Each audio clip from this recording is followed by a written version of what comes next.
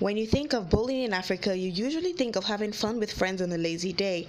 But the narrative is changing in South Africa as they have become the first African country to host the 10-pin Bowling African Nations Cup.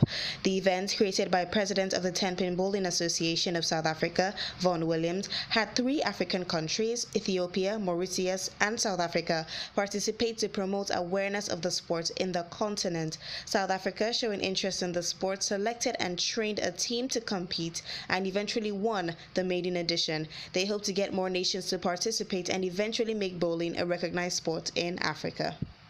The entrepreneurial spirit is a vivacious one to tame, and that's why entrepreneur Boale Agboade is helping kids aged 5 to 15 learn these skills early. Boale and her team have started the Kid Entrepreneurs Club to teach kids how to hone in on essential life skills while owning a micro business they actually have an interest in. At their first event in Lekki, they had over 70 child-owned businesses show up with services and products ranging from cleaning services to baked goods, selling to over 350 customers. They aim to get more kids to participate while honing in on an important business and life skill. The European Premier League is coming back to the motherland. Knowing well that they have a huge following in Africa, Premier Leagues participate in friendly matches to give their African fans a taste of the action up close. Tottenham and Crystal Palace have both played in South Africa, and now Everton has announced that they will be playing in Tanzania this July. This stop will mark the end of their East African tour and will take place in the country's national main stadium in Dar es Salaam, Tanzania. It is not certain who will be playing against the team, but as the first Premier League to be playing in the East African country, fans cannot wait to watch all the magic unfold. The May Madness tournament is underway in Lagos and is shining its light on some amazing new talents in the sport of basketball.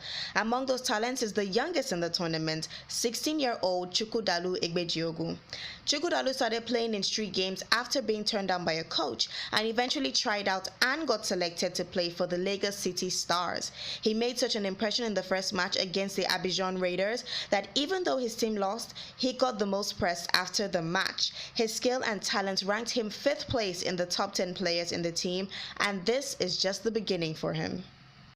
African startups are getting a boost like never before. The Co-Creation Hub and Google for Entrepreneurs have teamed up to create Pitch Drive, an initiative to give African startups an edge by helping them have access to European capital.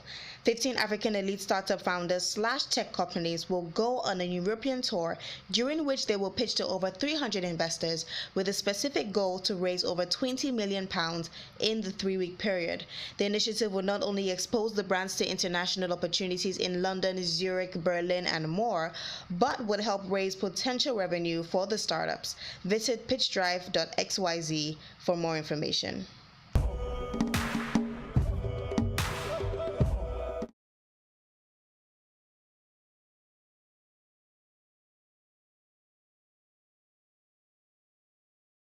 From our studios in South Africa.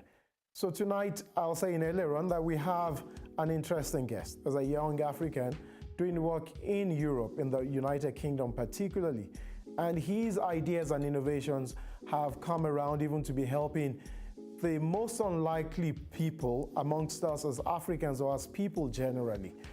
But then let me allow us to have an intro even to who our guest is, and then we'll get him on air to have some further conversations about the work that he does even in that space, using technology even as a young person, even in furthering the African continent's objectives.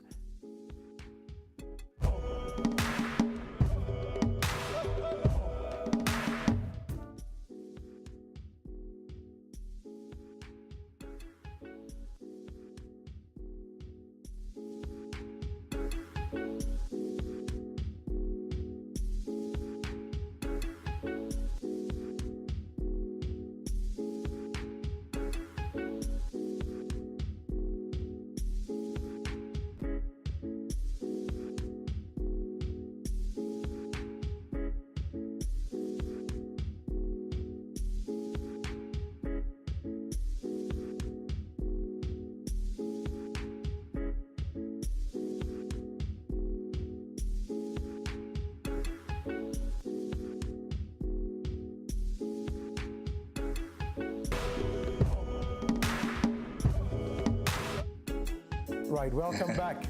and thank you for joining us. Green. Right, Yes. this is, All about Nigeria, man. we will be joining our guest now, Mr. Sani Yusuf. Sani Yusuf, are you there with us? Right. Like, yeah. Yes, sir. You need a combination. Mr. Yusuf. You gotta have a bit of Niger. Right. Okay. Yeah. How are you? How are I'm you? fine. Very well. How are you keeping? Pretty good, pretty good. Great, great, great. Now tell me, I mean, your organization is called Haibrid. Yes. Yes, and I see that you spelled it in an interesting way. Hybrid, as in how we Yes. pronounce it. Yeah, quite. And tell us about Hybrid. What is it about? I saw a bit of it in the introduction, and I just wanted to speak more about what your consultancy does. Okay. So apart from the just to ask, we're live now yet? Yeah, we are. Yeah. Just to make it as natural as you can. Yeah. Right. All right. So I'm not used to TV. So apart from the name Hybrid, the whole point is I tried to buy HYBRI. Of course, that was very expensive to buy, and so I just very next best thing. Right. So what we do at Hybrid, we create cross-platform solutions using a very specific technology, which basically allows people to have one particular product in terms of one, like for the mobile, iOS, Android, Windows Phone, and then also for the web applications, but using just one solution.